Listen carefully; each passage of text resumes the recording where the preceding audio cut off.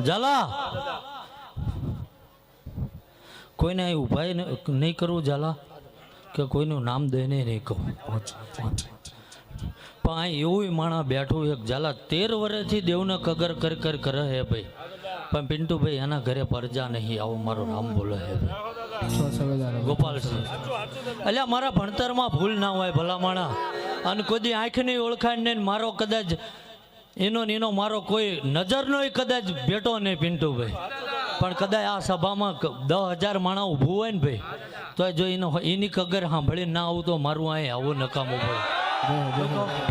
નાની સે ઘડિયાળ ચોદીનો સે કોટો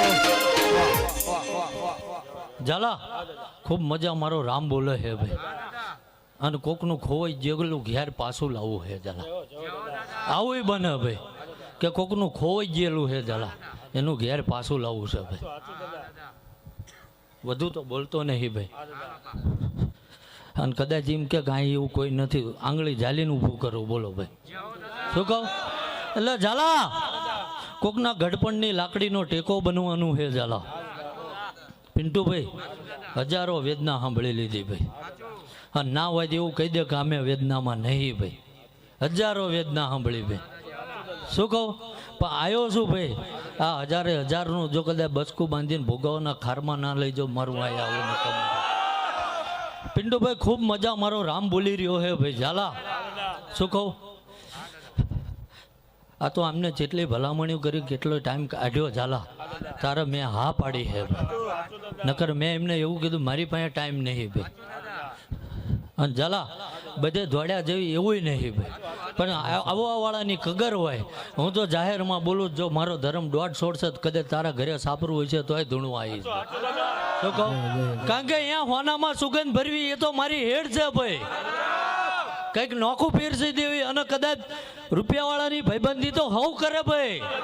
શું કહું પણ કદાચ કોઈક રાખના ખંભે હાથ મેલીને એના જગતમાં ઉજળો કરે ને એ આ વિક્રમસિંહનો દીકરો ભાઈ કે હું કોઈ ભગવાન નહીં ભાઈ ક્યાંય બોલ્યો જ નથી ને હું ભગવાન છું એવું ભાઈ એટલે હું ઝાલા ભગવાન નહીં અને માણા હોય એ માણાના માપમાં જ રહે ભાઈ શું કહું એટલે ઝાલા પણ ઉજળા કામ કર્યા ભાઈ એટલે આજ મારા મહાદેવના ઘરે જગ્યા મળી છે ભાઈ શું કહું બાકી મારા મહાદેવની કદાચ સેવા ચાકરી કરીને આ બધું કરું છું ભાઈ શું કહું એટલે ઝાલા વધુ તો કહેતો નહીં ભાઈ પણ અહીં આવ્યો છું આ ગામમાં આ ભૂમિએ શું કહું હારા લેખ લખીને ના જતો રહો મારવું અહીંયા આવું ન કમ એટલે ઝાલા વધારાનું તો કોઈ દાડો બોલ્યો નહીં ભાઈ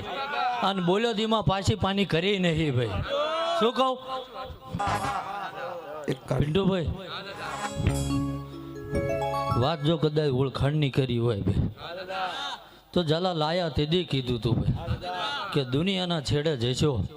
એક દાડો જગત તમને મારા નામથી જગ્યા ના કરતો એટલે જે કદાચ મારા નામનું ઓઢણું કદાચ ભાઈ ઝાલા મારા દેવની વાત કરું છું ભાઈ મારા દેવનો કદાચ લેજો વારે નામ લઈને ફર્યા છે શું કહું ઝાલા સ્ત્રી પુરુષ શું કહું છું એટલે ઓઢણું બોલવામાં પાછો ફેર નહીં ભાઈ જે જ્ઞાતિમાં કહું છું ભાઈ અને એમાંય કદાચ આ સુરાપુરા ધામ કદાચ લખી નાખ્યું હોય શું કહું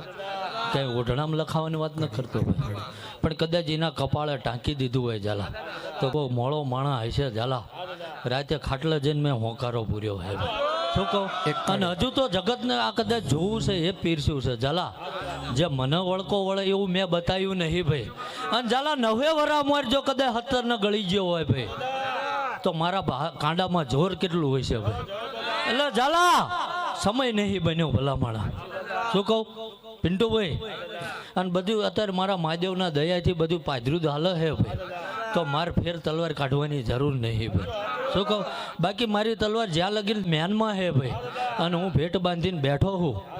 ત્યાં લગીને મજા હે પિન્ટુભાઈ શું કહું મને મારા પણ મારામાં હે ભાઈ ઝાલા એટલે જગતને કદાચ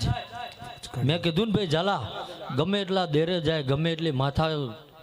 પટકીને ઝાલા મરી જાય કોઈનો દેવ કદાચ ભૂવો ભગત બોલતો હોય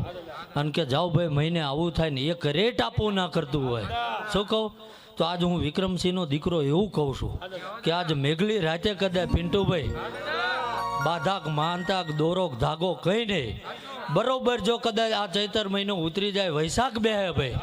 માણાના ઢોલ વાગી જાય અને પછી જો ઘોડે પલાળ ના નાખું તો એટલે હું વિક્રમસિંહનો દીકરો મટી જાઉં.